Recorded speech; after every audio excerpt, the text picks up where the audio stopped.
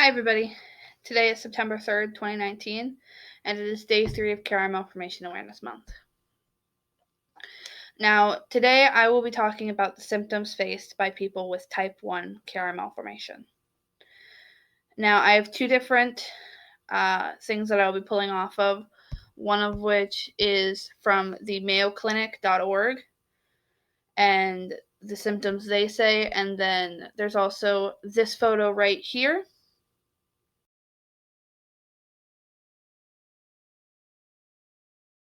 That photo there shows that, for example, it says that 50% of patients with studies respond to these following symptoms.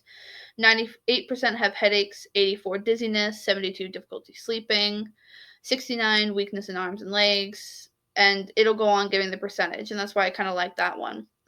And then it gives in addition, 20% to 50% of patients report the following symptoms, which is stuff such as abdominal pain, arm pain, balance problems, depression, photophobia, memory problems, leg and foot numbness, slurred speech. That's because of my lisp. And then fewer than 20% of patients reported nosebleeds, palpitations, tachycardia, vomiting, hypertension, hypotension, earaches, blackouts, apnea, abnormal gag reflex, and so on and so forth. Now, the Mayo Clinic itself states that headaches are often severe, as it says in the photo. 98% of people get headaches. But Mayo Clinic says that it generally occurs after sudden coughing, sneezing, or straining. See, I kind of have a constant headache, and I've had a constant headache for the past 4 years since before I was diagnosed. Mayo Clinic also says that people with Chiari malformation type 1 can also experience neck pain, which the photo I showed says 67% have that, poor hand-eye coordination, numbness and tingling of the hands and feet, dizziness, difficulty swallowing, vision problems, and speech problems.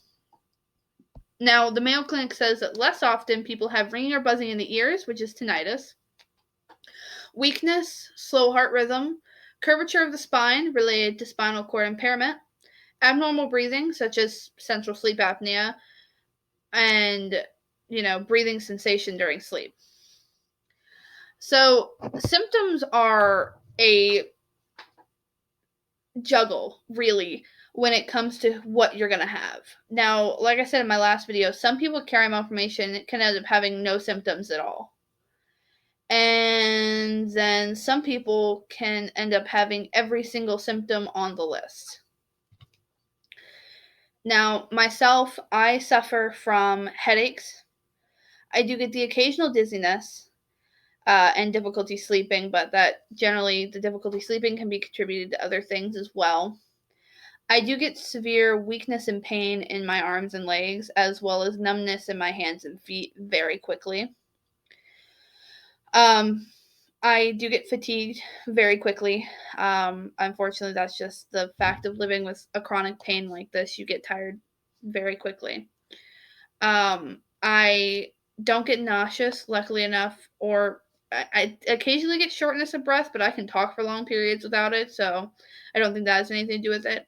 I do get occasionally blurred vision, which doesn't help any because I'm already blind as can be.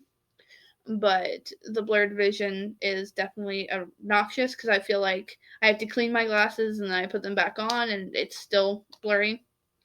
I also get what's considered lines across your vision, which are fun.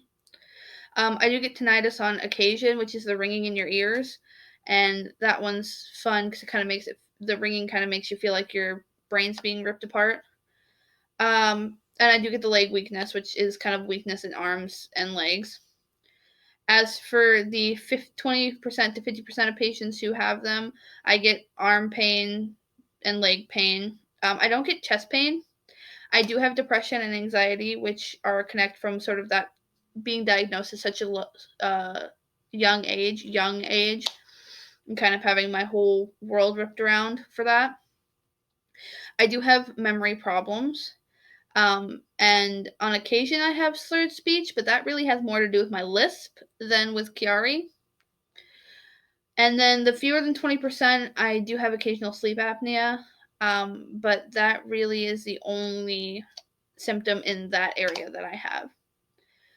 Now, I will talk much more in depth as to what it's like living with the condition every day for me later on when I do the testimonies from other Chiari warriors. But I hope that this sort of gives you an idea as to what the symptoms are for somebody who suffers from this condition. And I really hope you guys check out that link below from the Mayo Clinic. And as always, just share this video, get the information out there. You don't have to like, you don't have to subscribe. I'm not doing any of that in this videos or these series of videos. All I want is to get awareness out there. So my name is Caitlin, and this is Chiari Malformation Awareness Month. I will see you tomorrow.